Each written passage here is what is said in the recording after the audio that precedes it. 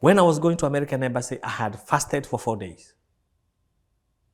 I had not eaten, praying and asking God to open ways for me. Went to American Embassy, got rejection. And when I was leaving, I asked God, why are you doing this to me? Why do you hate me this much? Did God give me an answer? Yes. What answer did he give me? Silence. There was nothing. I was the first Kenyan to be denied visa. And the whole story spread like bushfire among Kenyans in Botswana. The first Kenyan to be denied a US visa? Yeah. Ooh. When I got a job at Charles Darwin University in Northern Territory in Australia, they relocated us. Relocation means they pay for your air ticket, they pay for the whole family ticket, they pay for furniture and everything. And my greatest pride was my mother was there when this happened, and she witnessed, remembering how she took me to a Kamba bus. I could not believe it. And God has a purpose in our lives. Yes. I looked at my mother and I said, God, you are all this faithful. You had all these plans for me. Yes. And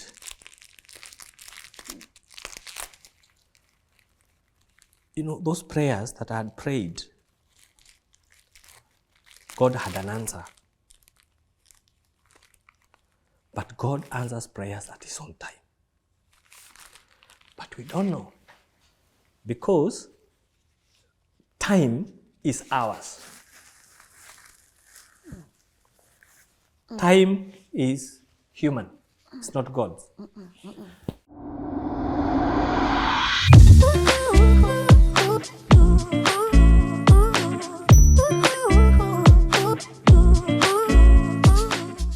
A very good morning to you and a warm welcome to LNS Rebuilding Restoration Series. My name is Lynn Ngugi and I am so happy, guys, that we are continuing to bring you inspirational content and inspirational stories from Australia. And in particular, today we are filming in the city of Perth. And guys, I got to see my first kangaroo and I'm just so excited. So shout out Koecha for making sure that me and the team, we got to visit a park and see kangaroos. And now I can finally see that I've left Australia having seen a kangaroo. And also, guys, you know, the reason why we traveled all the way to Australia was to be able to bring you inspirational stories so that by the end of this year, we are all able to make a step towards the right direction in life. And the person I'm going to interview today says that he does not tell his story for himself. He does that so that we can be able to pick a thing or two from this conversation and also know how we can be able to rebuild our lives. I'm about to let him introduce himself, and I know that he's going to inspire majority of us. But before I do that, of course, guys, I can't believe we have 3 more days in Australia. This trip has been incredible, and I want to take this moment to appreciate and thank everyone that has made it a success. We really do not take you for granted, from our sponsors to the Kenya-Australia Chamber of Commerce, to all the guys who showed up and showed out to just witness us in Australia, the beautiful dinners that we have had together. I am definitely going to miss Australia, and I really do appreciate you for trusting LNN and making sure we continue impacting the society one story at a time. As we journey towards the 1 million subscriber, I really want to say thank you. And if you are watching this without having subscribed, please subscribe so that we can continue impacting the world one story at a time. And also a special thank you to my team who gets to make this happen. I always say you get to see me in front of the camera, but they are in front front of this camera right here, but there are so many people who are taking their time to make sure that you get to watch this in the best way possible. So asanteni sana for just being incredible people at LNN, and I hope we can continue impacting the society one story at a time. And now, of course, without further ado, please allow me to let my guest today introduce himself. Sir, good morning. Good morning to you, How Lynn. are you? Good, thank you. Uko salama? Kabisa, I was, kabisa. before we started, we were just saying how people in Australia keep time. Yes. And you told me it's conditioned in you guys. Yes. That's amazing. I really can't wait to get to listen to your story and also understand what time means to you. But before maybe we go any further, looking at that camera, could you please introduce yourself? My name is Phillip Kamau Kirago.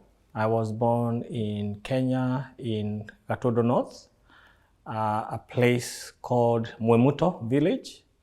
I am a father of 4 kids, Yes. and my lovely wife, Ruth Wagari Kamau. We live in Karatha, which is 1,600 kilometers from Perth, northwest.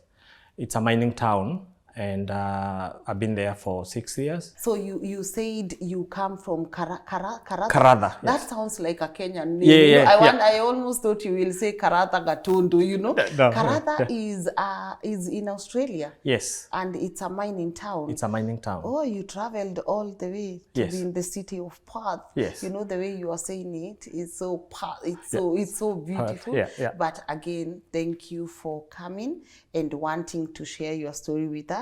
But before hata tuanze, because I know you have quite an inspirational story, why was it important for you to want to share it? Mostly it is looking at the journey that we pass through. And the journey that we have is obviously authored by God, but we don't know. Yes. So we just journey on, but then when you reach a point, you reflect back, you look back and you're thinking, wow, God had a plan for me, but I didn't know. Because we struggle and we struggle and we struggle in our lives. Sometimes we give up, sometimes we feel like it's not gonna happen, but then you reach a point and you look back and say, yes, God, you had my plan. Yeah. Isn't that crazy though?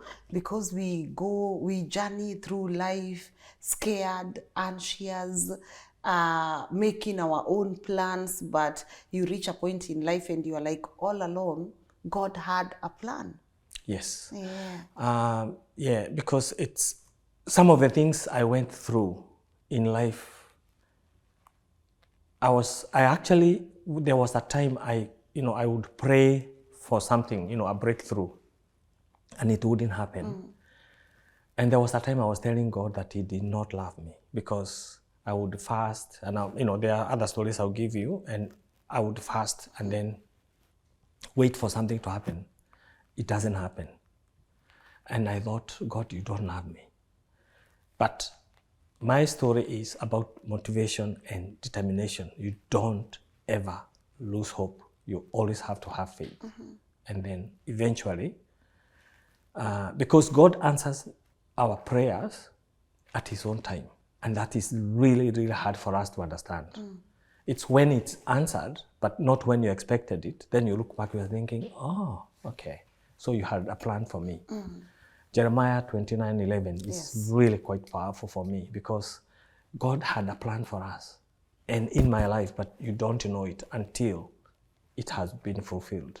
Yeah. I love that. And I can't wait for you to take us through your journey. So maybe from a place you're comfortable in, could you walk us through your life, all of it? Yeah. Walk us through your life, the good, the bad, the ugly, the challenges, the breakthrough, so that by the time we are done with this conversation, someone might be able to look at Phillip and say, by the way, if Phillip did it, I can be able to do it myself. So take it away. So my mother was born in a poor family, and she was married that time to what would be considered a rich man. She was the 7th wife. Hey. She was the 7th wife in a big family. So I would say that we grew up in a very, very dysfunctional family. It was very, very hard for us because obviously being the seventh wife, the other wife's kids were mature. My stepbrothers, they were all mature. And in a way, my mother was almost like an imposter. And this is something about polygamy, which I might talk about. So we grew up in a very hostile environment, and we struggled. We were despised. And this is one of the things that I also want to talk about. If you are despised in any way, don't despise yourself. That's one of the key points I would like to talk about. And when kids find themselves in a polygamous family, it's not their choice. You've been born there. There's nothing you can do. But bigger siblings, if you find that your father has decided to get another wife, and he had made that decision, there's nothing you can do. You can't do anything about it. Don't torture the kids of that family. So that's the kind of environment. And we were beaten, we were tortured. But I don't have any bitterness with older siblings because I am alive, and God also had that plan for us, for me and my children. So it was very hard. So I grew up in that family, and my father had big land, which he shared with everyone. I went to school. Most of my brothers and my stepbrothers did not want to go to school. And because of the environment, it was very, very, very hard for us even to go to school and to become successful.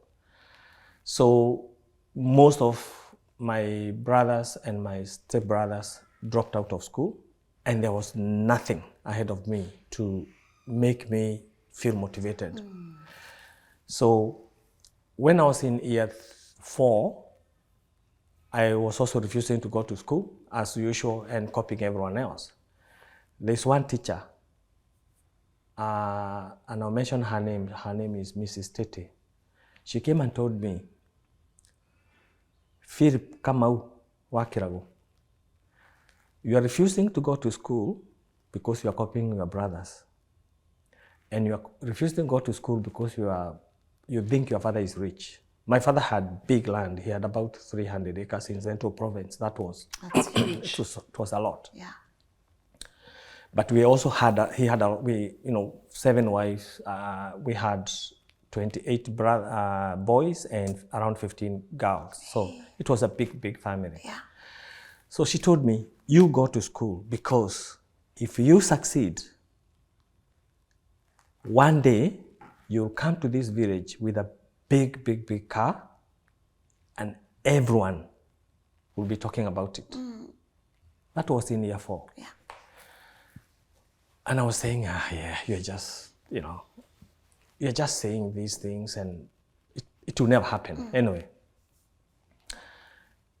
I continued schooling. Yes. And I stayed in primary school for a long, long time. But eventually, in year 6, something triggered me, and I decided to study. We were the second Saturday 8 exam when 844 was introduced. So I did the exam. I was the top student in Kaivere Primary School. I was bright. I was very, very clever. And I think something opened my mind, and life changed. Now, when I was in year 6, excuse me, when I was in year 6, I'll just say I never had any shoes. I never had any shoes from primary school to year 6. And we were going to music festival. and I had to go and borrow a shoe because we were supposed to go to Music Festival with wearing shoes. I went to my uncle and I borrowed his shoes. The problem was my my toes were all over the show. They could not fit into a shoe. And I'm telling you, my legs ached the whole day. I had jiggers, a lot of jiggers in my toes. And you're trying to put these toes fit into a shoe that is not fitting. That is smaller. It was smaller. And then my toes were not organized. They were not straight. They were all over the show. So it was very hard. That was very, very significant. So when I went to Form 1, I went to Moroni High School. I was given, they bought me a shoe, and my life was so good. Yeah. So I schooled up to Form 4 in Moroni High School. When I was in Form 3, I became deputy head boy. And I was meant to be the head boy the following year. But I did not want to become the head boy because I had seen a trend. They would elect you, or they would appoint you head boy or deputy head boy because you are bright, you have leadership qualities. But then when you go to Form 4, they never used to perform well. So I could see if I went and became a head boy, I was not going to perform well. So I started refusing to become a head boy. An event happened that time when I was in Form 3. Yeah. I didn't want to be a head boy and kind of stopped. And there was the whole school, it was a boarding school, very, very disciplined school. And there was like a riot. Who was responsible? I was taken to be responsible. And there was very serious problems. The Form 1s were tortured, and there was kind of a riot, and the whole blame fell on me. Now, there are two things I want to say. If you are in charge, you have to be in charge. Otherwise, you cannot blame anyone else. So I take blame that I did not prevent that, because I could have prevented it. If you are in charge, you have to be in charge. Yes. You can't blame anyone else. You cannot blame anyone else. Profound. Yes. Now, I came to learn later through one of the former presidents of Botswana, because I had a chat with him, and he told me, Phillip, and I quote him, if you are given authority, he wanted to employ me as a farm manager in Botswana. He told me, if you're given responsibility, if you're given authority, it is your responsibility to convert that authority into power, and you make sure you leave no doubt who is in charge. That's what he told me. If you are given any responsibility in any capacity, whatever you do, whether it is sweeping, whether it is cleaning toilet, if you are responsible, you cannot blame one else for anything that goes wrong. And I still take that responsibility because I could have prevented it. So, because of that, I was suspended. I was in a boarding school. I was made a day scholar. I've never cooked for myself. I had this pride, and it was really, really, really bad.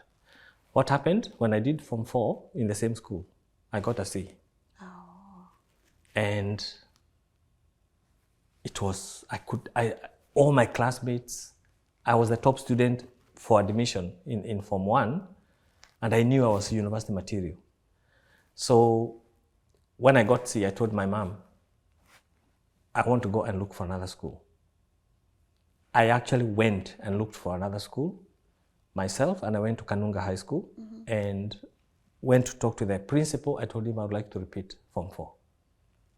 My mother told me, and my father said, yeah, if you want to repeat, go. So I did Form 4 and I passed. So I was admitted to University of Nairobi, where I did Bachelor of Science in Agriculture. Now, university was good. Life was good in the university. And I'll probably skip a little bit on the normal education system. But I'll go to the graduation, where I went, the normal graduation that time. Yeah. The whole village comes to get the degree from the University of Nairobi. Very, very proud people. People were so happy that they, and I was the first child in that Kirago family to graduate in Kenya. So it was a big thing for the village and everything else. Yes. Now, how was it for your dad? He was very, very happy. He was very, very happy. He trusted me, and and he also told me, Kamau, I want you to know this. All my land will be shared by my children. Education, you never ever share it with anyone. It's yours.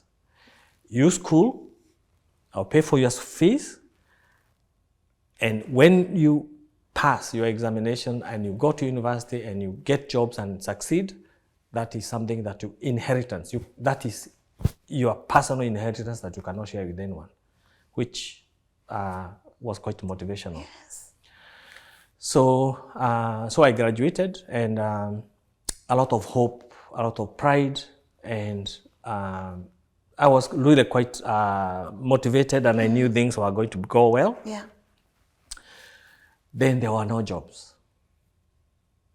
And then I graduated in 1997.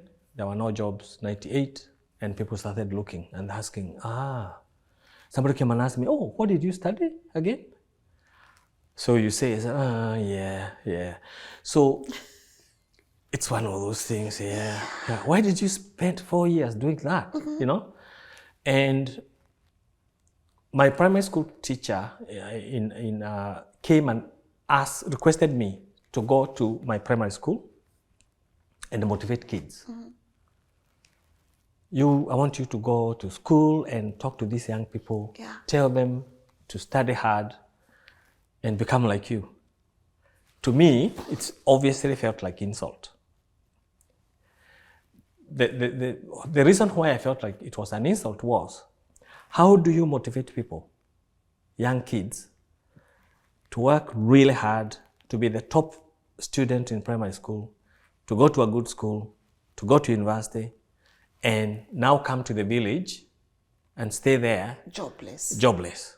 I did not see it as a way of motivating people. So I politely declined. I said, I cannot do that. Wow. So in the village, people started saying, I think there's no need of educating children. If this is what we are seeing, in fact, they were saying, if a degree is digging, that's how they are saying, if a degree is digging, there's no need of taking children to university. And that really, really hurt me. It really hurt me. One person I will never forget told me, it is better to have natural knowledge or natural intelligence than to have education. And it still, it really, really hurt me because, and she used to say that quite a lot of times. But inside me, I knew I have not done anything wrong. I have tried my best, but there are no jobs. I would request for ticket, fare to Nairobi to go look for work. That time we were not talking about tarmacking. We were potholing. There were potholes everywhere in Nairobi. I would go to Nairobi, take CV somewhere, and I used to go to instead of going to matatus in the where they normally queue up, you would go like to all the way to Ngara so that you can get a vehicle that is cheaper to take you to Thika. And then in Thika, I will not go to the matatus that are in the queue. I would go to the other ones that are taking, and they take longer, but obviously it is cheaper. It's cheaper, and I'll get maybe 20 shillings in my pocket for the next trip. Anyway, I stayed in Kenya from 1997 to 2000, and things were really, really hard. Now, when I was in the university, we went to University of Makerere University for a visit, and I had a passport through that. So I had a passport. I actually brought it. I'll show you later. And I started now thinking how I could leave Kenya. So there was a friend who was in US. I was trying to go through him, and I couldn't. And there was that 1998 bombing. So the American embassy, everything changed. Yeah. And there were no visas issued and all that. So my plan was cancelled. Then I knew of another family that was in Botswana. Excuse me. And I started asking, how could I go? Now, so I had the passport, I had these links with the family, and I said, well, I will have to go. I couldn't afford a ticket. So I sold my, we used to call them system, those radios we had in the university. Sold the radio. My mother gave me, I still remember it was 35,000 Kenyan shilling. And my uncle brought $300. He gave me that money. So I converted that, and only my mother took me to a Kamba bus to Dar es Salaam. So I went from Kenya to Botswana by road. Now, so I got into the bus. I had my suitcase. I had my original certificates, and I went from Dar es Salaam, from Nairobi to Dar es Salaam. In Dar es Salaam, I was to get a train called Tazara. This train leaves Dar es Salaam at around 5 or 3 p.m. in the evening, and will travel the whole night, then travel the whole day, and will reach a place called Kapirimposhi in Zambia in the morning. So you're traveling the whole night, the whole day in Zambia, and then night, then you reach the other side of Kapirimposhi. So when I reached Kapirimposhi, I met a man, and I still remember he was wearing a very nice suit. He asked me, do you have yellow fever? I said, what's that? You are required to have yellow fever. I said, no, I don't have. You'll be returned. You cannot proceed with the journey. Do you need help? I said, yes. So come, I show you where you can get yellow fever. So I followed him. We went and looked for a place. He told me, well, yellow fever, you need 15 days to travel. So you get it today, you need 15 days before you can travel. So for them to fix that, it's corruption obviously, they will need money. And they take Zimbabwean dollars. So I asked him, what is the exchange rate? He told me $1 US dollar is equivalent to 3 Zimbabwean dollars. Now, Lynn, I'll tell you, I am so bitter. It still hurts me because I was smart. I was street smart. Been in Nairobi for 4 years, surely. Walking in the streets of Nairobi. And how I didn't know that the exchange rate of $1 US dollar to Zimbabwean dollar, I don't even understand. Hey. It's And almost Kenya, it was 1:100? Yes. No, it was 70. 70. Yeah. And Zimbabwe, they're telling you 3. Yeah. So he told me it will cost me 300 Zimbabwe dollars. It actually became like Zimbabwean dollars plus the money that for helping him. So literally, he conned me 300. All the $300 I had. From uncle. Yes, he conned me. For yellow fever. Yeah. Now, what hurt me is he was wearing a very nice suit. So it is this mentality, persona that people bring, and it just gives you a bit of trust. So I trusted him. Then the lady asked me, "How much did you give him? How much did he tell you?" He said 300. Did you give him 300? She said, "No, he called you." I said, "You sure?" Yeah. So I went back looking for him. He was gone. So I had to get another bus now from Zambia to Harare in Zimbabwe. Then take another bus from Harare to Bulawayo, which is southern part of Zimbabwe, and then from Bulawayo to Botswana. So I got into Botswana. So Botswana border, they ask you where are you going. You need to know the address where you are going and whether you have enough money. So I showed them the money I had, and they gave me 1 month visitor's visa. Yeah. So I got in, and I went and found Mr. Kiama. He's in US, and they hosted me. Life in Botswana was hard. It was really, really hard. And I experienced one of the most challenging situations, because that time we had Kenyans who were being recruited by Botswana government to go and work there. They were called the expatriates. They called us Vasco da Gama. Mafasco. They were calling us Mafasco. If you went to Botswana on your own looking for work, you are Vasco da Gama. They hated us. They despised us. They never mixed with us.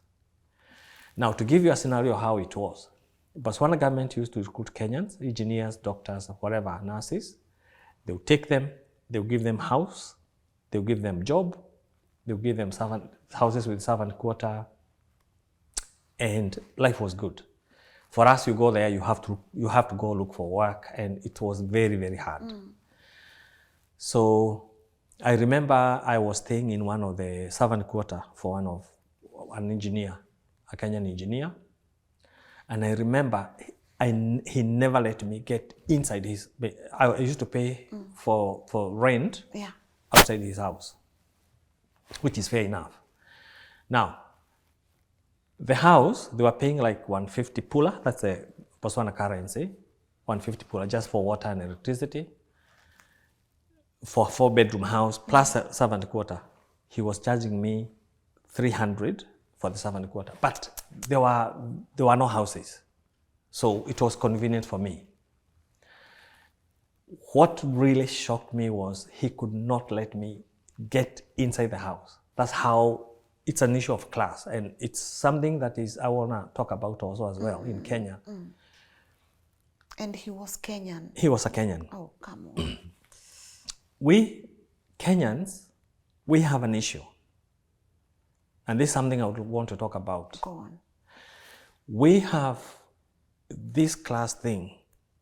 When you have a job, when God has blessed you with wealth or opportunity, you take it as a right, and you look down to other people. You despise them. Somebody comes tells you, "I don't have 5 shillings."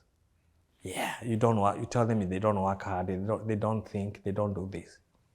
It's a big thing in Kenya even today. I had when I was living for Botswana, my friend, one of my schoolmates, I was with him in Morori High School, and he went to KU. He became a teacher. They were posted. I went and asked him to give me some money, to lend me some money. He was teaching in Wahodora Secondary School, Waesta. His name is Waesta. He told me, "Come on a certain date, and I'll look for some money for you." I went, and he had given some money to the teacher because he had gone for sports, 15,000 Kenyan shilling, I still remember. And he had written Phillip travel well. I could not meet you. I'm very, very sorry. This is the money I have left. I have gone to sports, to Joby High School. So I read the letter and I said, no, I'm not gonna go without meeting him. So I took a matatu, went to thank him, then I left. And I still thank Esther because of that kindness.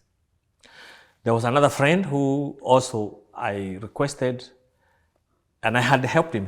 I will not mention his name. I requested him to help me, and he ghosted me. I went to his house. He had locked the house. He was gone. He was not there. And also a lesson also.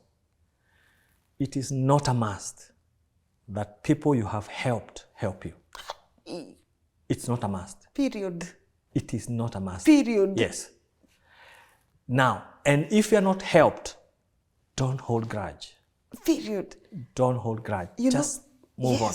You know, one of my best saying, one day you will look back at all the people that you have helped and you will realize they never asked you to help them in the first place. Yeah. And someone will even tell you that to your face. I never asked you to help me in the first place. It's not a must. It's not a must. So in Botswana, what are we doing? What activities, what work are we doing? So Botswana, before you leave? Yeah, so Botswana, I was there looking for work. It was hard, but I got a job teaching in a they call them, it was a private secondary school. Yeah. Not much money, but enough to give me work permit to allow me to be there and to have a work visa. I taught there for one and a half years. Okay. Then I got a job in a brigade, which is it's almost like a village polytechnic, and my life started changing. Okay. So I got a house. Houses were a major issue. I got a house, and now it's almost like half government, half village polytechnic, community institution.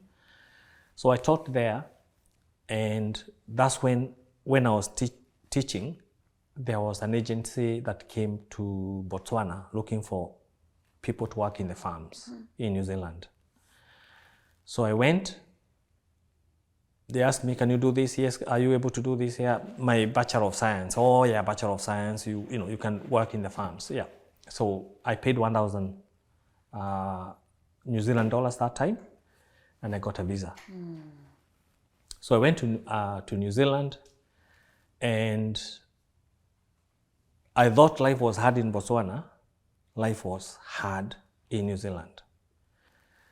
I went to a farm, and the farm manager picked me up from the airport, and he told me, I have 1,000 cows, milking cows, dairy cows, and you'll be working with us. So when he told me you'll be working with us, I was thinking he had like 50 employees. Do you know how many people he had in the farm?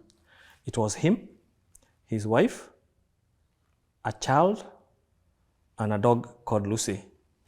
And I'll talk about Lucy at some point, because he insulted me with it. He told me Lucy was better than me. Oh. I'll tell you why. I was very hurt. So it's a very capital intensive operation. Quad bikes, they use quad bikes or motorbikes to get cows, electric fences, paddocks, very automated. Now I'll tell you this. In that farm, I was there for 1.5 months, and I nearly died. I was going mad because I was stressed. I was on my edge. And I'm telling you, I made mistakes in that farm that are unforgivable. Not intentional, but I was green and I did not know anything that was required. Reversing a trailer, little trailer on a quad bike, I couldn't. So the farmer has loaded calves in the trailer. I need to reverse it to take them to the shed. I cannot reverse it. He calls the son, who was 5, tells him to reverse. He does it. Then he looks at me. Farm manager. That was one mistake. The second mistake, I was supposed to break fence, and breaking fence, I'll make it really quite quick, is, so there is a paddock, like 1 acre paddock with lush, really good fresh grass, and you need to divide it in half with electric fence. So what you do, you hook the fence, electric fence, and then you are carrying a roll of electric, it has insulation. So you are walking, but it's live, behind you is live. So you walk really quick all the way to the other side and you hook it up. So that is called breaking fence. You divide the fence, the paddock into 2. So I was supposed to do that. And so I have gone to get the cows. You open the gate and then they are moving now to the milking shed. And I'm supposed to break the fence. You go to the next paddock, you open. So when I did that, when I was walking, I touched the electric fence. It hit me. I screamed and I dropped everything. So the cows went into the grass and they did not want to go. So I was trying to do them like this, the way we do in Kenya. They don't.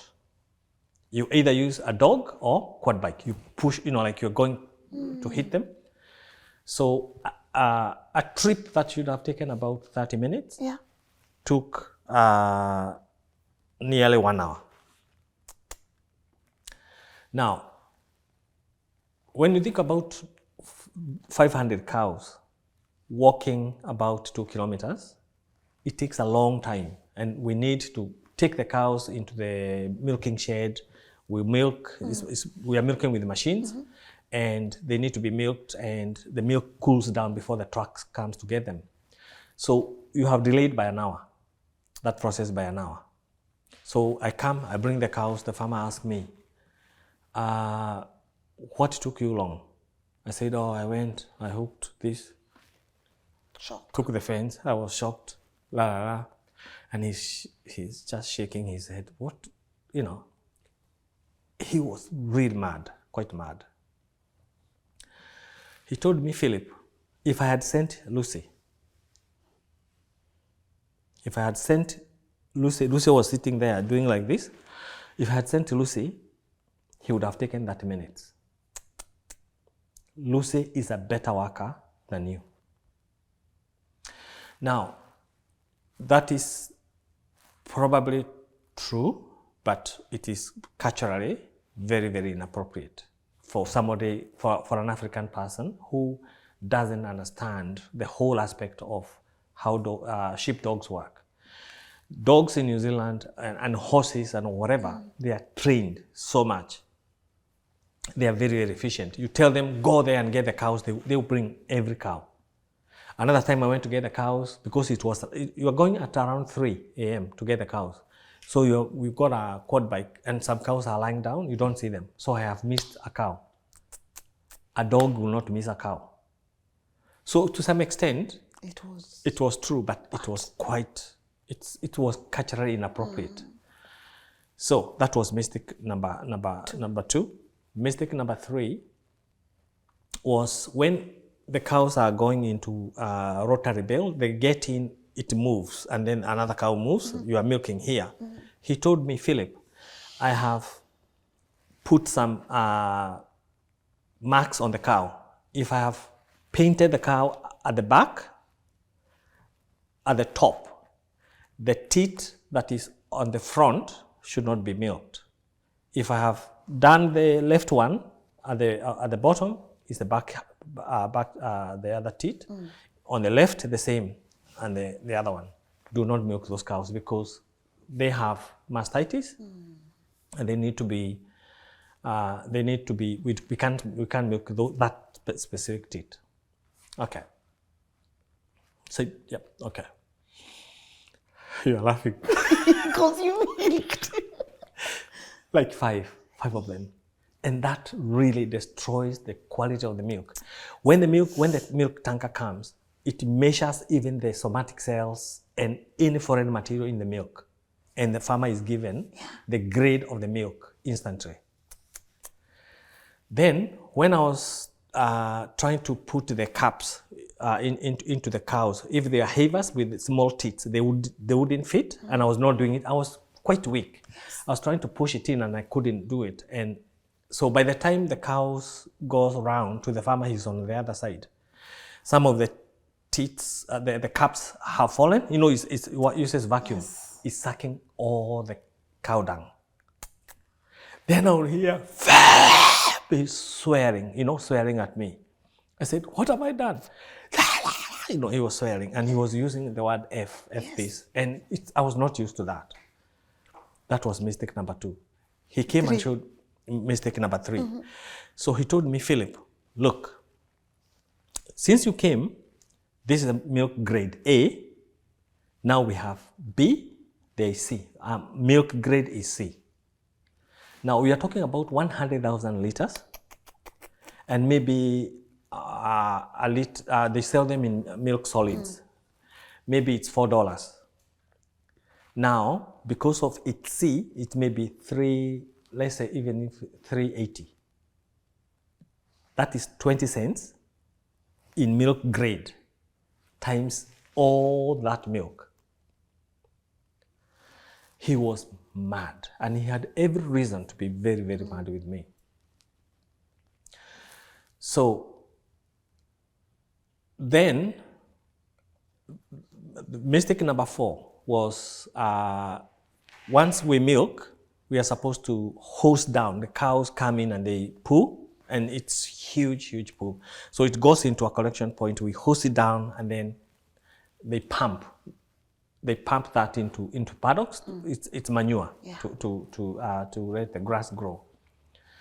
So he told me, I'm going down to the pond. I'll prime the pump. Then you turn on the pump from the shed, milk shed. I said yes. I was saying yes. So he goes down and he says, turn it on now. He was a bit far, about 500 meters, but I could hear him. I asked him, where is the switch? He sits on the wall, and it is written, I'm telling you what I heard. It is written, irregular. So I said, I can look, I cannot find irregular. He said, go to the wall on the left, it's written, it's green. There's a red one, don't press the red one, it's written irregular. So I went there, looked, I can read, I cannot see irregular. I went back and told him, I cannot see anything written irregular. So he comes out from the pond, and he showed me, this is the effing irregular. I told him, it's not written irregular. It was irrigator.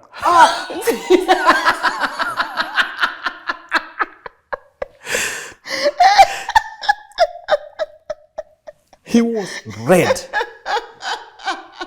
He was red. And he was here. You have this is the effing irrigator. I told him, it is not irrigator, it is irrigator. And so he doesn't care. He was very mad. Irrigator. Irrigator. So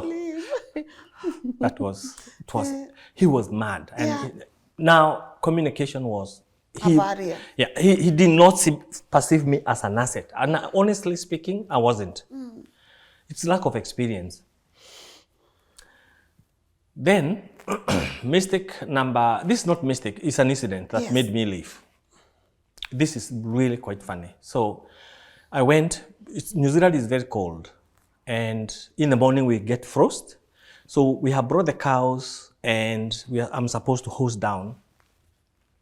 I opened a big nozzle, big irrigation thing to hose down. It's almost like the firefighter nozzle, big one. And I was supposed to hose down, and the water was frozen inside that hose. So I went inside the shed, and I got hot water. I put the nozzle in so that it could open because it was completely frozen. And then I poured it all along and tried to open, it did not open. I went back in, and the water was getting cold very, very quickly because you have dipped it in. I went back in and did again. Tried to open, it did not open. For the third time, I went and got the water again, poured it in. When I was coming in, it opened. So I'm carrying a bucket of hot water. It opened. And it came and hit me on the head. I fell. I stood, it's a bit frozen. It hit me again. I was down, the bucket is there, and I was, the cow poo that is watery was like half a meter. Imagine 500 cows pooing. I was everywhere, including the hair, my face, everything was cow poo. I stood again and it slashed me again. It hit, like it's going like an anaconda, like it's because of pressure.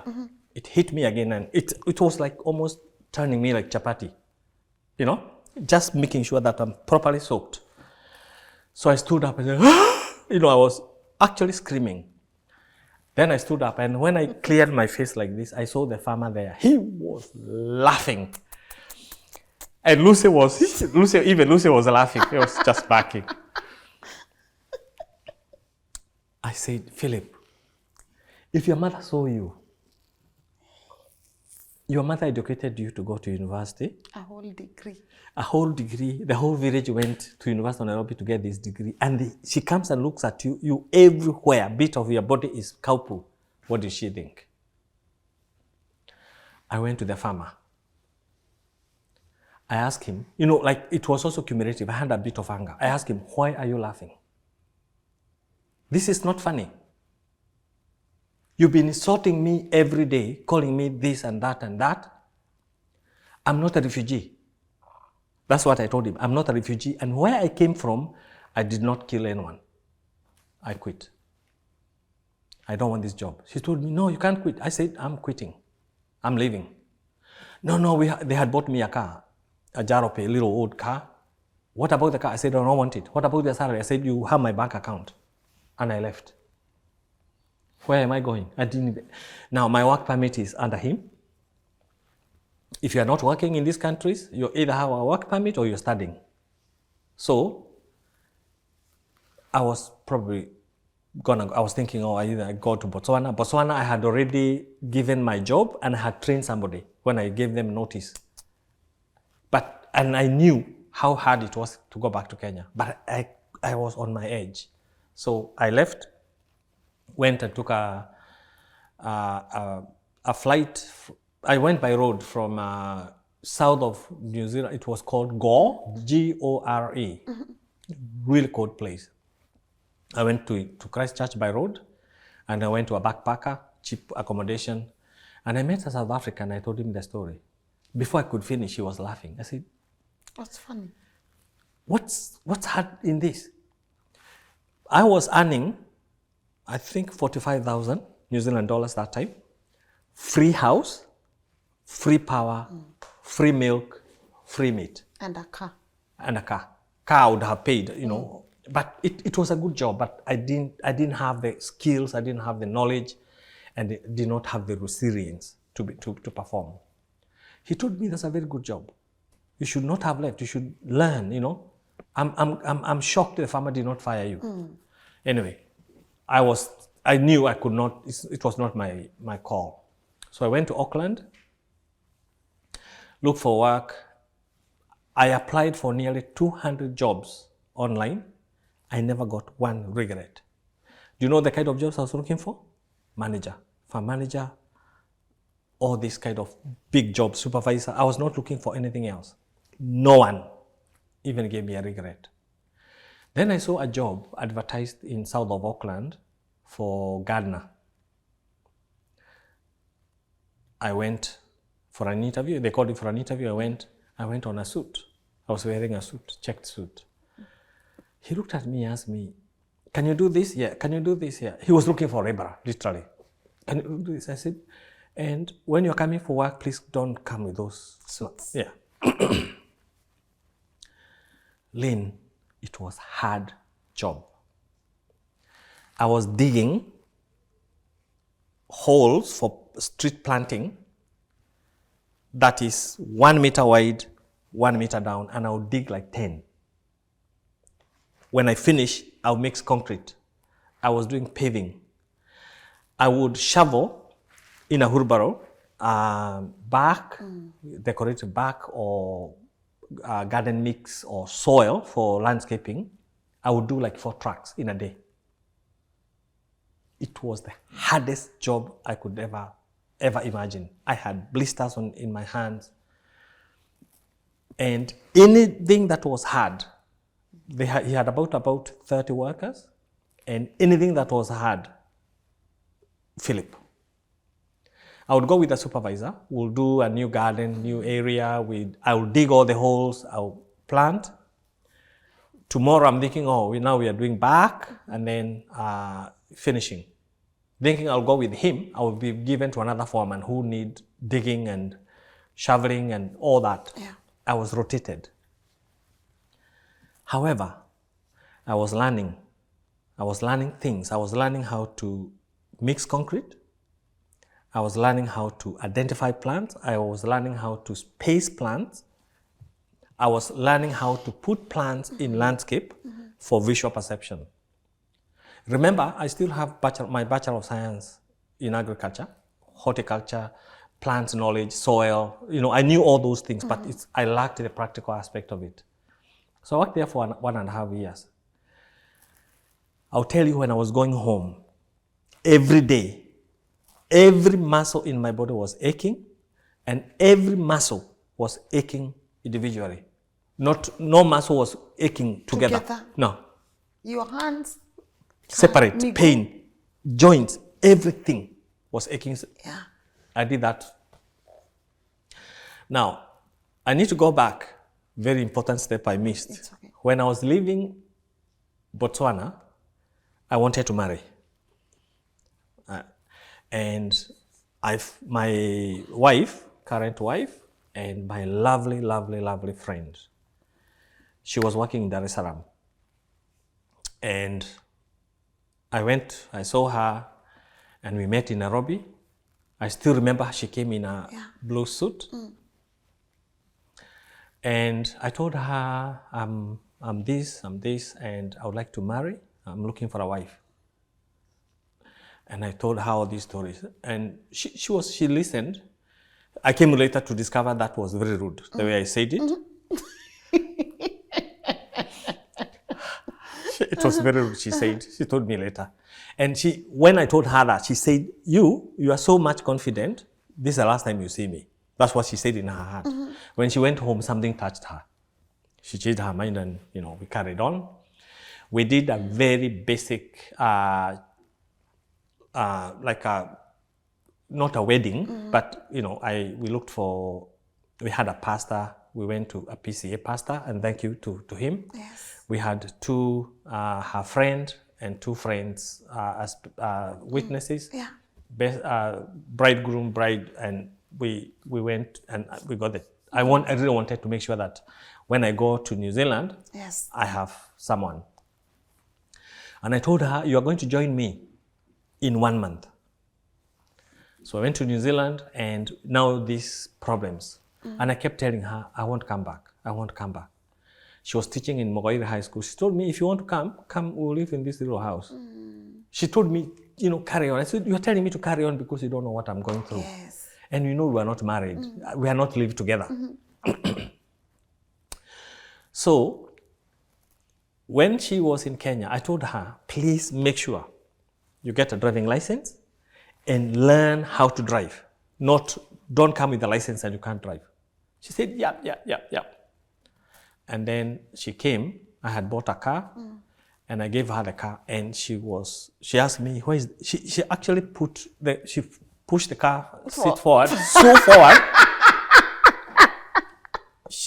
She can't even see the front. I'm looking, like we haven't stayed together, so I was a bit polite. Kept quiet. Then she asked me, where are the gears? I said, here they are, on the passenger side. Where is number one? First gear? Sit that one there. So she engaged. And I could see she's not even pressing the clutch. Okay. I'll give her the benefit of doubt. So she started moving, and then she's not even steering. She's going into a bush, and she's not even changing the gear. I said, what are you doing? She said, I'm driving. She was very confident. I told her, I don't think you have a... Did you go to driving school? Yeah. We went on a truck, and we jump in, and then somebody drives there, got the license, BCE. Hey. The same thing. I told her, please go to Rocky or whatever. Drive in Nairobi, because you really need to know how to drive a car. That was very hard, and I started retraining her. Our advice, spouses, never, ever, ever train your spouse how to drive. Husband, never train your wife. Wife, never train your husband to drive if you want to keep your marriage.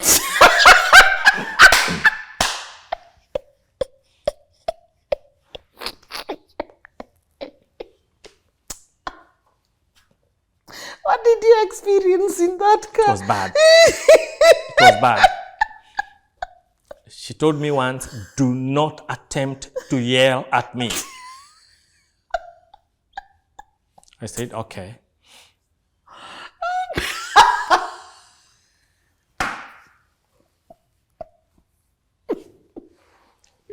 This is free.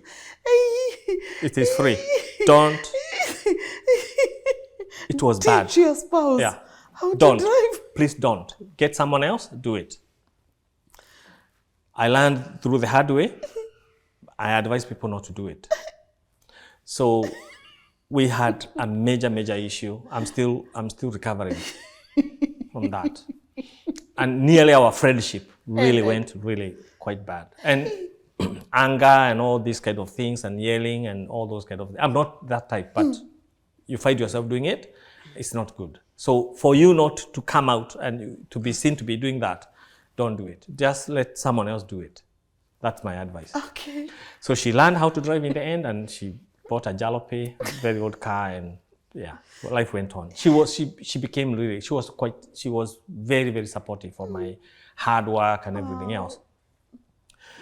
Then, because I was learning a few things, I was learning plant names and all that, I looked for another job. I went in as a supervisor, and my life started changing. I went to another job. I was a supervisor, but I didn't have many people to supervise. I was a working supervisor, much harder. Yes.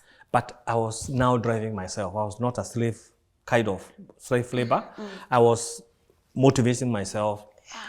We were maintaining, the new company was maintaining 220 properties in Auckland. I mixed concrete 50 kilometers on the railway line. Every part of where the railway line gets into, where passengers stand to get into the train, I mix the concrete by hand with a concrete mixer and that kind of thing, carrying pavers and all that.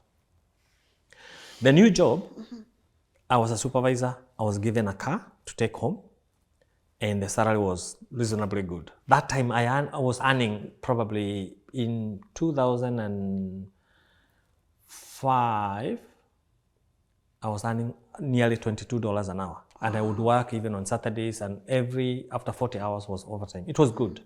So our life started changing. And through that, I applied for permanent residence through that company, and I got permanent residence. Good. Now, that was a milestone.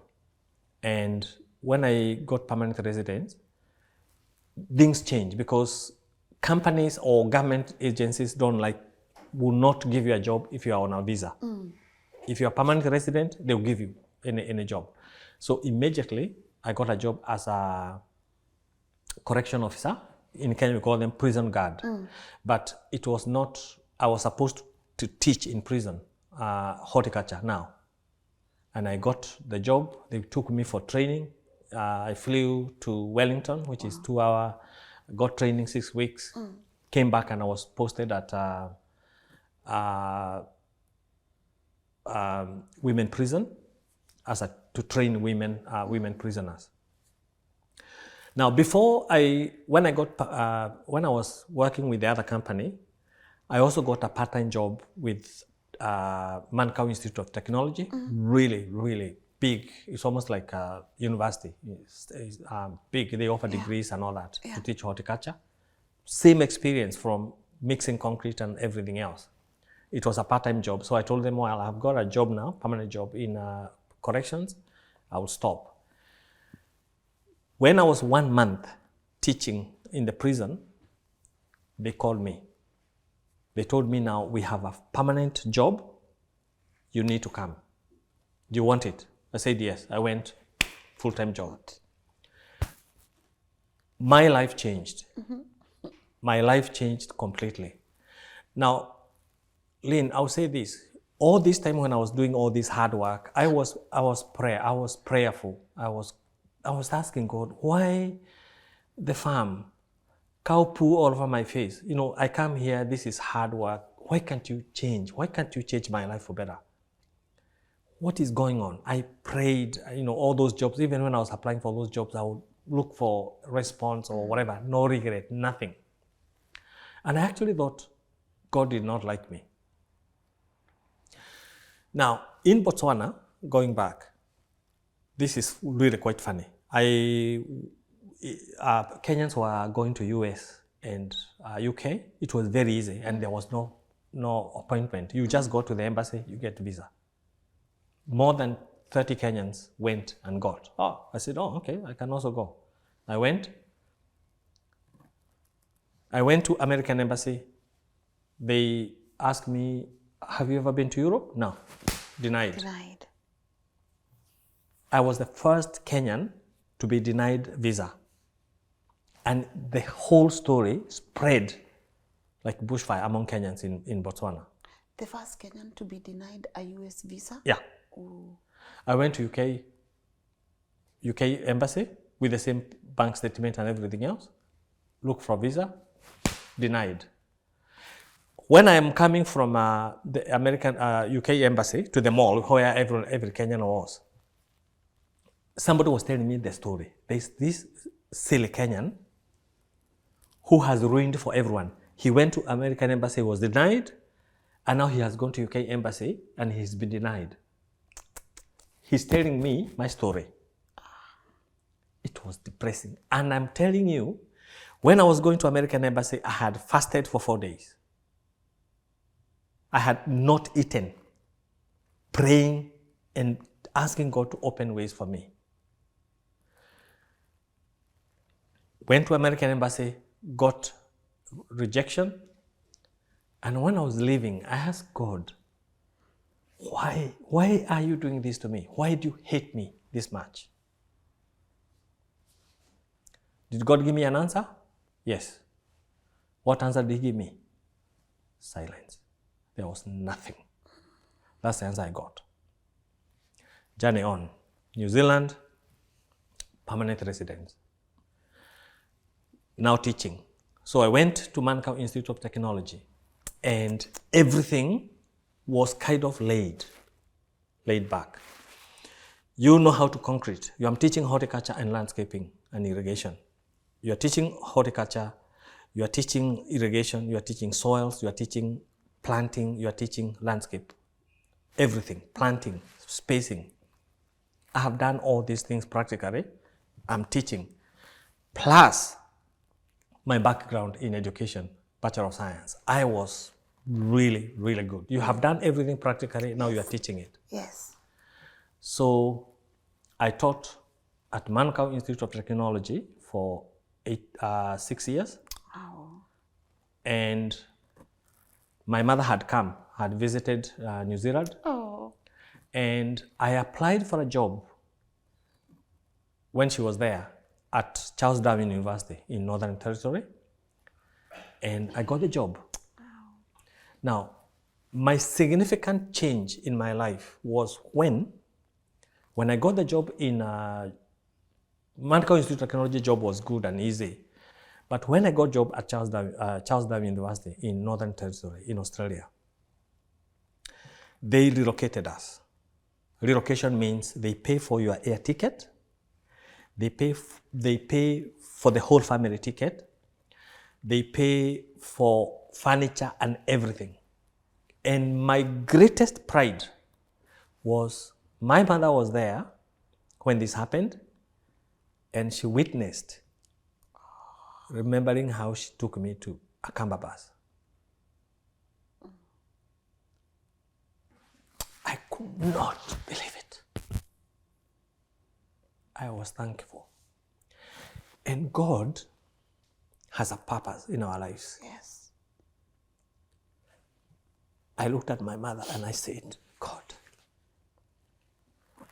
you are all this faithful.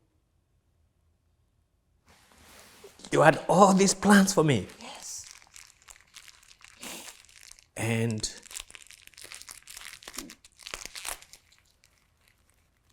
you know, those prayers that I had prayed, God had an answer.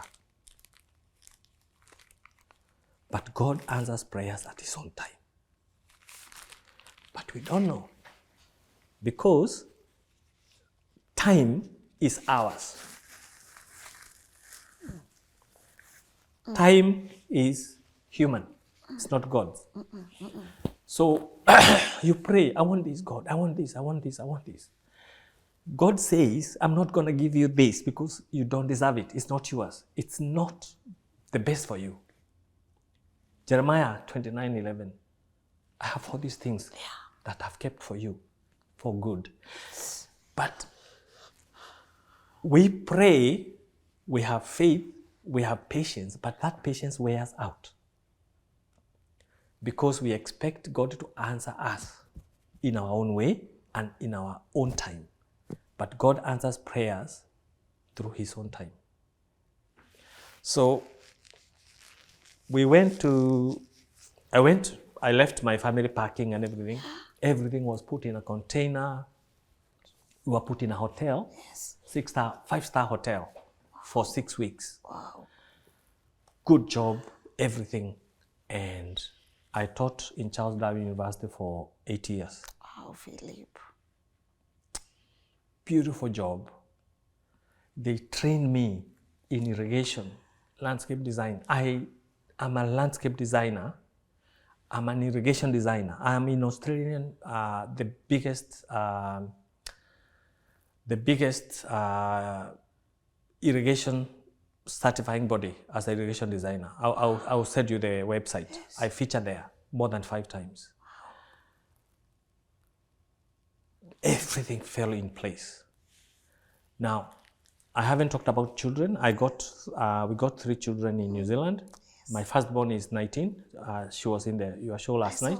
She's in UWA, studying psychology. I have a 14-year-old, 12-year-old, and a 5-year-old who came just the other day as a blessing. Yes. All my kids are New Zealand citizens by descent. They tell me they are New Zealand Kenyans, but they call me Kenyan New Zealander because I'm also a citizen. I said, oh yeah, fair enough. Yeah. We all travel in Kenya in Kenyan passports. Yes. Now, life became changed. But I'm telling you, Lynn, all those things I was praying for in the journey were answered. But they were never answered when I wanted them answered. And that's something that human need to know, that when we have faith, when you have determination, you really need to be persistent, because that's where resilience comes from. If you pray today, God, give me a car, you get a car. God, give me a job, you get a job. That becomes a precedent. What about all other people who pray and they don't get? What about all other people who suffer and they don't get what they want and they work hard? This is hard.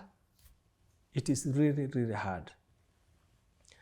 So my faith was strengthened,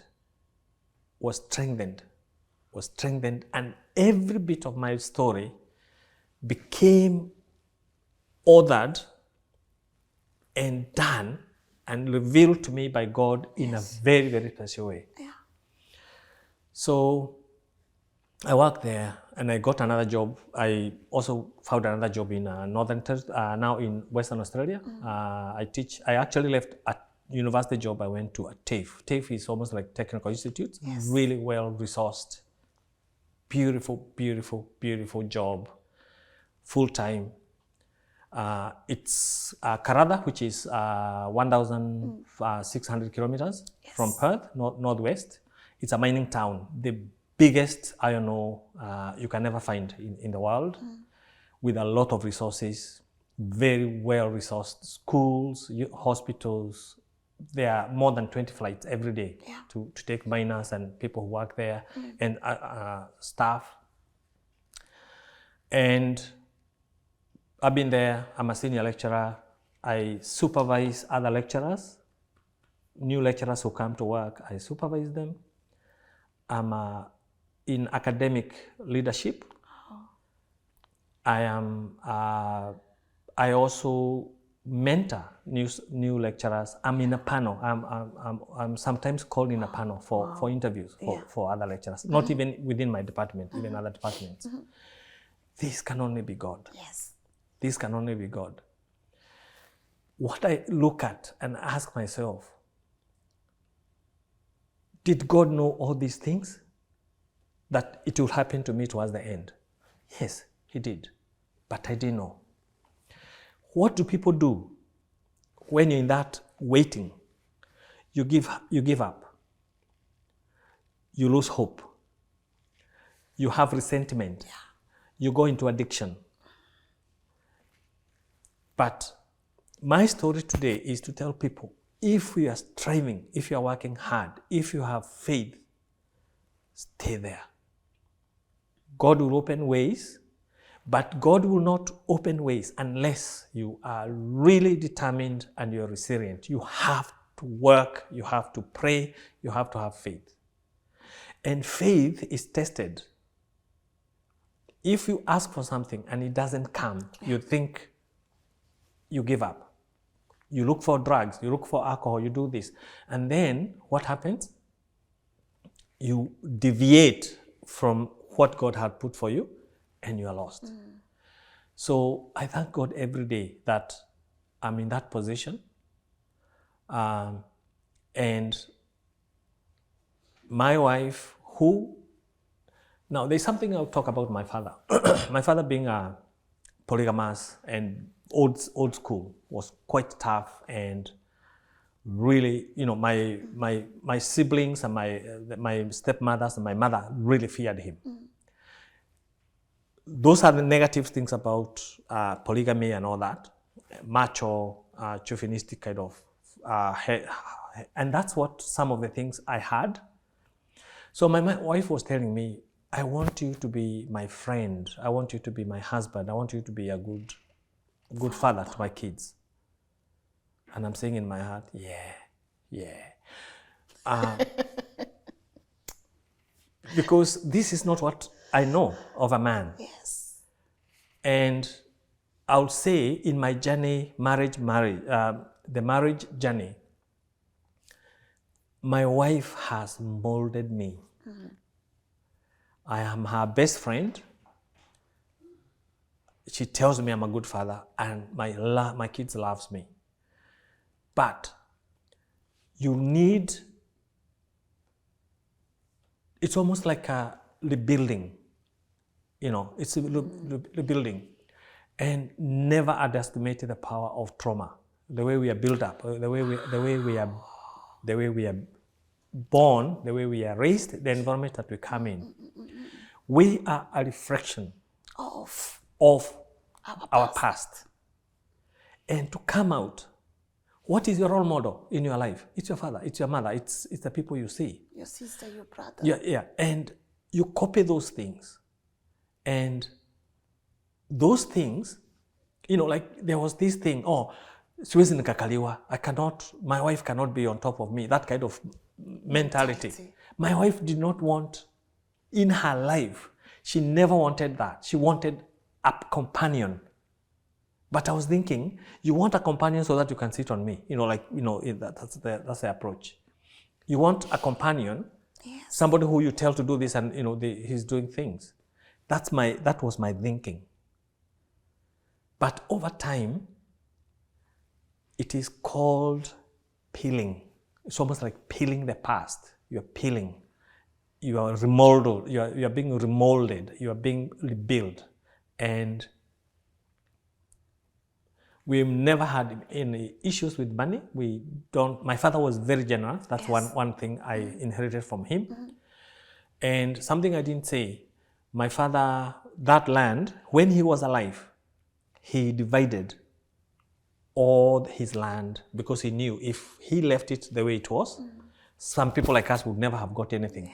So he shared all the land equally to all the boys and all the girls who were not married that time, or they were married and had come back home. He had some plots, he had shared them. But he said, obviously, the wives or us will use it when he departed. And he told me, Philip, if I had not given this land, I know your bigger siblings would have been looking after me better. He was not happy because he thought that he was neglected because he shared. There was nothing to, he had given all his land. But I thank him because such a big family, it would have been a major disaster. People being disowned, people being disinherited, but he did that. And my home, there is no fight. Everyone has their own land. I still have my inheritance land. Wow. So that's part of the things that you get. But trauma, when you're growing up, really shapes who we are. And we need to take time to see what can we do. What can we do to change ourselves? And there are a few things that I really would like to advise people. One is try as much as possible. I love the fruits of the Holy Spirit. Love, these things are there. They're in the Bible. Love, gentleness, kindness, faith. All these things are there. Let's use them in practical sense.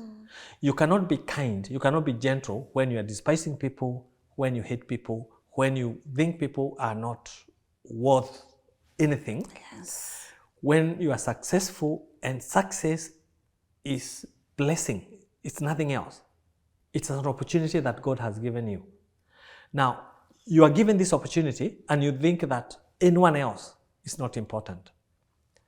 You cannot practice kindness, all these things, the fruits of the Holy Spirit, unless you have them inside.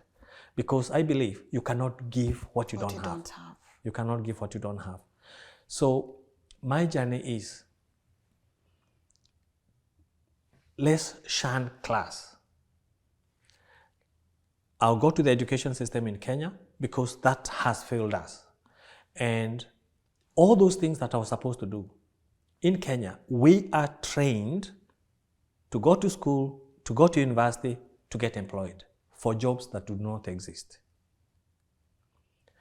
I will urge every Kenyan, young Kenyan, today, if you are in Form 4 or Form 3, I want you to think about what are you going to study, what are you going to do to get self-employed, because there are no jobs.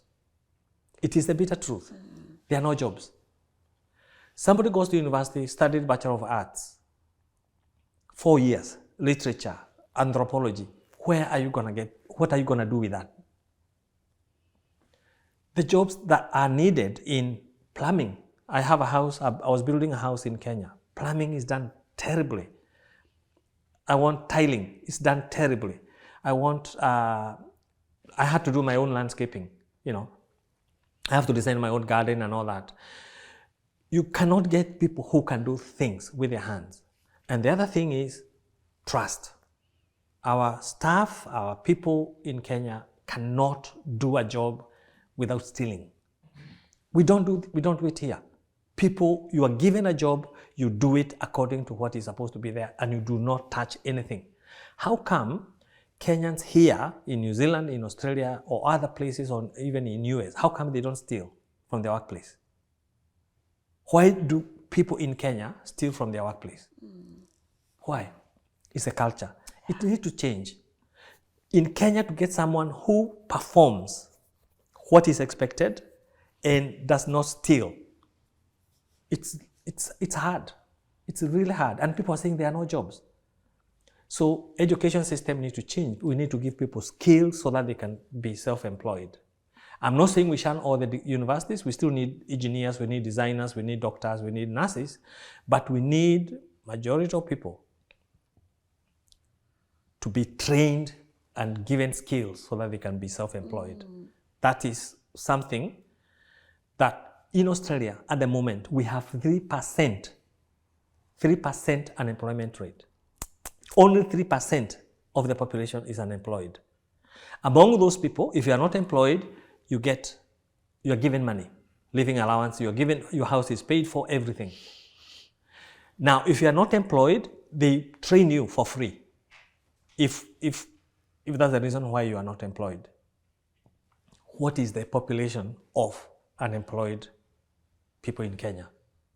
The youth. How many people are going to come out of universities this year? Last year, 5 years ago, 10 years ago, since I left, somebody graduated in my year has never had a job. 24 years. It is hard. It is really hard. And education system and people and parents, please do not take your children to university if they are not going to get self-employed. Don't. That's my take. The next one is young people in Australia and those who go abroad. And it was mentioned yesterday by Eva. Young people, when you come here, please, please, please be very, very careful. Who you hang out with, and be determined, because life is very, very hard. Young people here work really, really hard. They go to school, they have to pay for school fees, they have to balance, they have to make sure that the visa condition is not destroyed, violated. And what happens is, young people, sometimes they join the bad group. They get into peer pressure.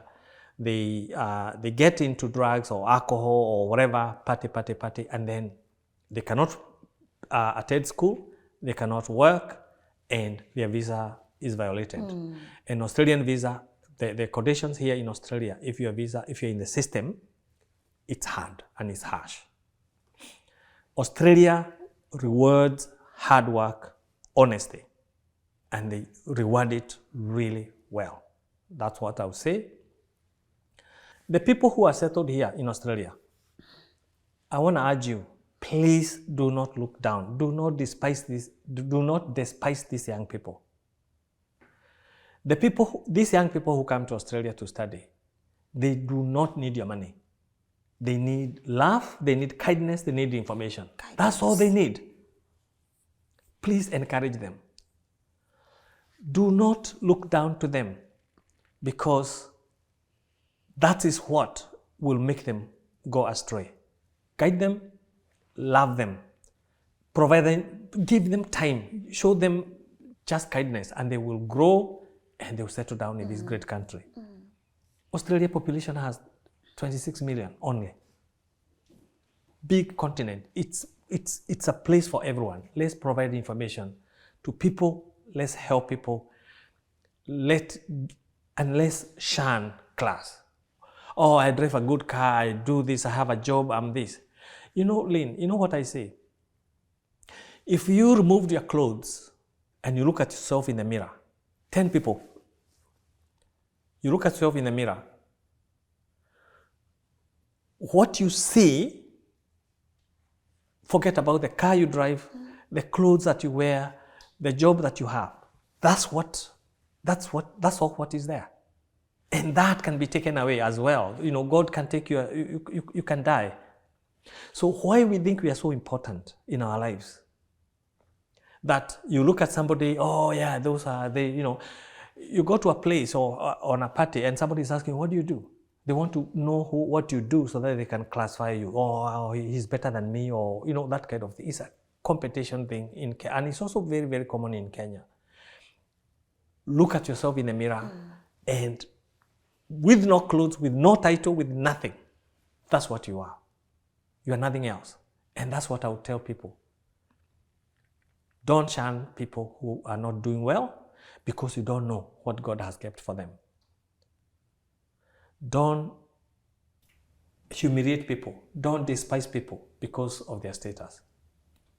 And that's my story. Wow. I love this. It's the authenticity and the few emotional moments also here and there.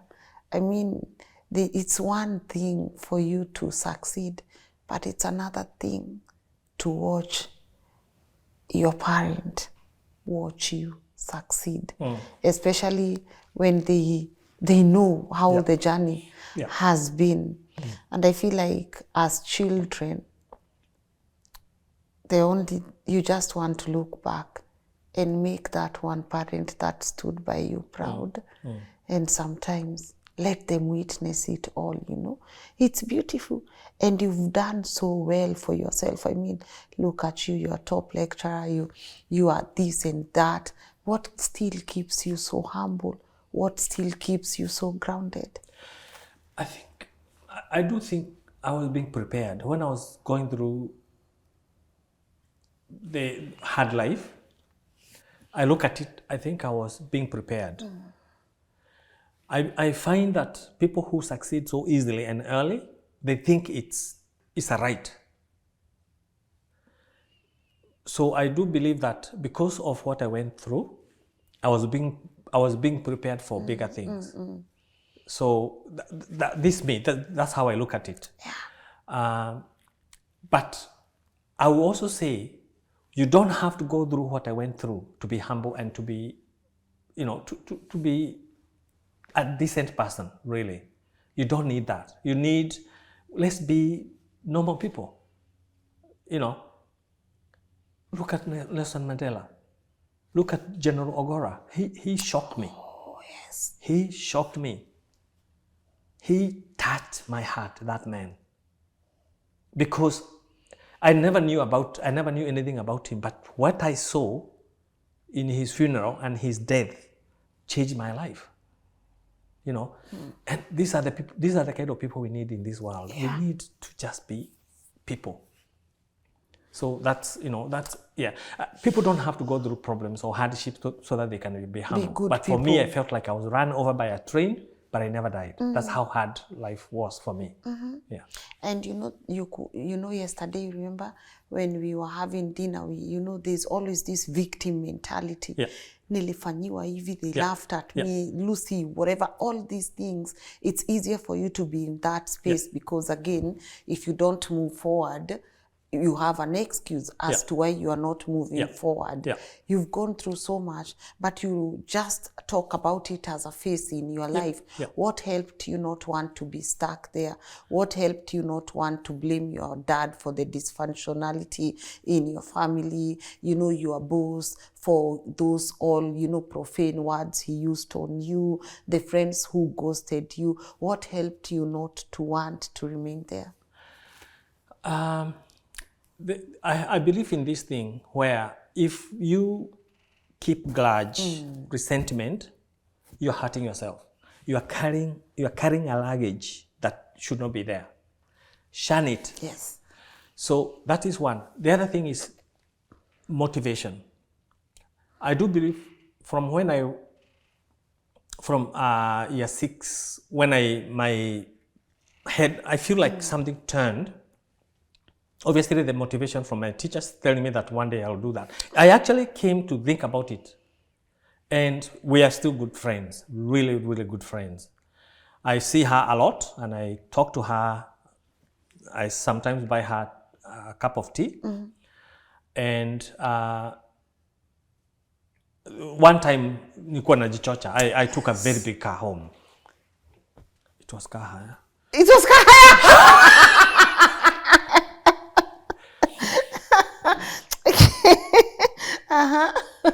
I'm sure they saw it. I know, yeah. So the thing is, that motivation really drove me. My mother was always praying for us and just trying to help us. Plus, there's something inside me that tells me faith. Faith is something that really drives people. You can go far because when things don't work your way, you still have something to cling on to. Yes. Motivation. I need to be motivated. And you always have to set your goal ahead. If you don't achieve it when you want, just don't give up. Just keep focusing forward. But you need that inner strength to be able to do it. Yeah. The moment you deviate, the moment, class or pride or arrogance is something that is a coating that we put on ourselves. Yes. And it really changes who we are. You cannot get blessed, you cannot be blessed if you are arrogant. That's not what God says. You cannot, by the way, I preach in our, I'm an elder in our church, RCCK. Yes. And I preach once in a while. I'm not a pastor, but I do, they normally request me to do it. Yeah. And it's that motivation. So arrogance, pride is, you cannot get any blessing if that's what that's what you have. So God is so faithful. Yeah. God is so faithful. So that's what really makes me want to go ahead. And if you could talk to small Phillip, what would you want him to know? God was still answering your prayers that time. It's only that, you remember what I talked about when I was answering, he never answered me. Sometimes we think God has answered our prayers when it is positive and when it's instant.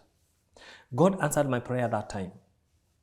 But the foundation that he was laying for me was gradual. It required patience. And I believe that God did not want me to change. I probably could be a different person.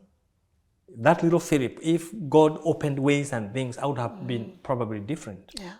But I believe that young Phillip, God was preparing that person. If you are that young person, I'll tell you, continue being faithful, work hard, be trustworthy, and also have purpose. You need to have a purpose. Yeah. And love your parents as well, and obey your parents. And forgive your Yeah, parents. and forgive. Yeah, and forgiveness is a burden. It is a burden. The people, my bigger brothers who tortured us, I love them. I love them, and they know. When I go home, I mingle with them. We are happy. If I carry that burden, I would not have been blessed. Yeah. Good. Huh? Thank you, Phillip. Honestly, I've been inspired, and I just hope people get also to experience the inspiration I've got. You tell your story with so much authenticity, and you can tell, unfortunately, you won't believe this, but you're speaking of the Nelson Mandelas, but you do fit in that category as well. And I know you are going to inspire so many people. And for me, the lesson is, even when we don't think what we are doing, or even when we don't like where we are, let's not despise what we are doing. Look at you, having worked in a farm, had faith to go to Botswana, coming to New Zealand, to be someone's, wanaitangwa aje, shamba boy. Yeah, gardener. Shamba boy, having to dig holes. The part that got me is your body was not paining collectively. Every part was paining. And I know even some of the people who are watching this know how that feeling is.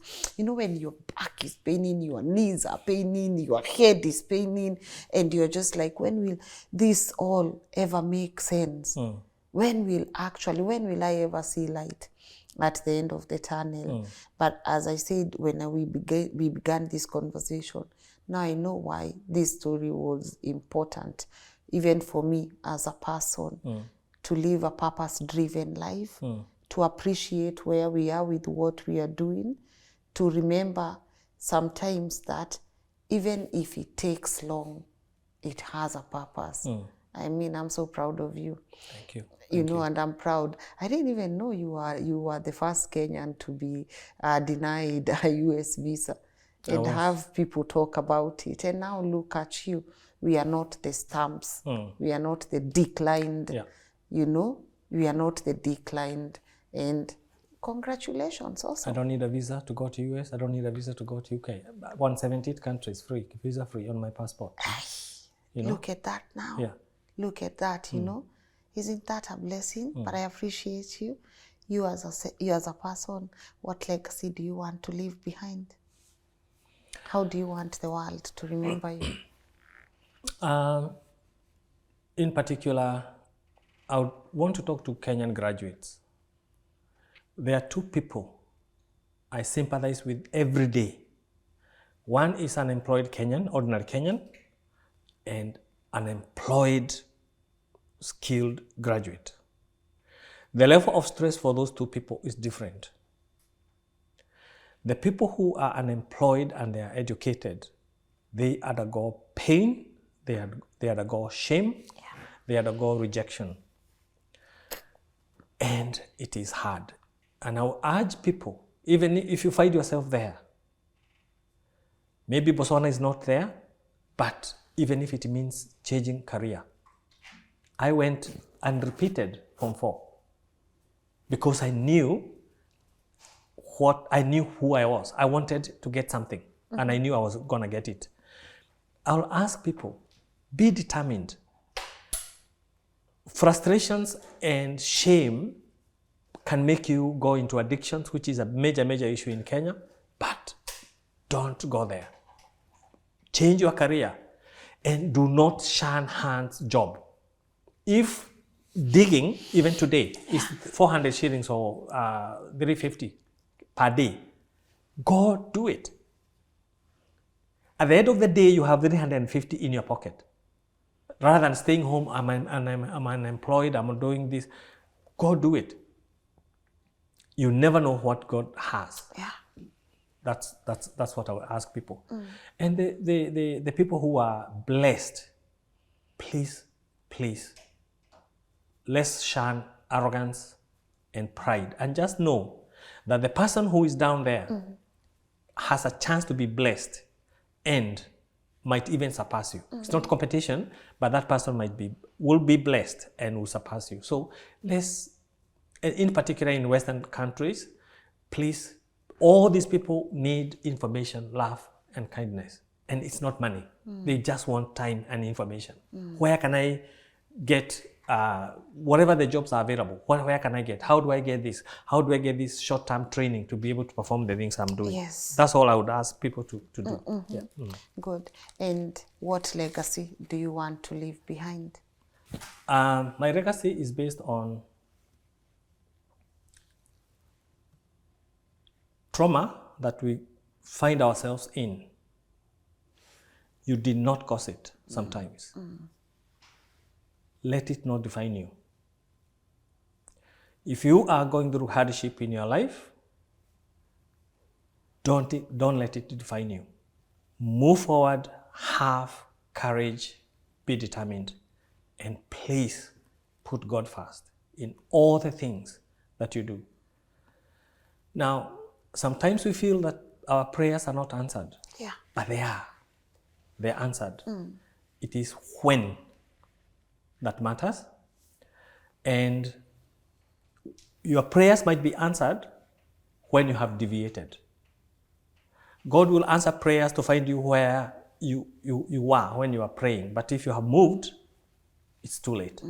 So addiction, drugs, despair should not be part of your portion. Beautiful. I appreciate you for stopping by. I know you've come very far just to be able to have this conversation with us.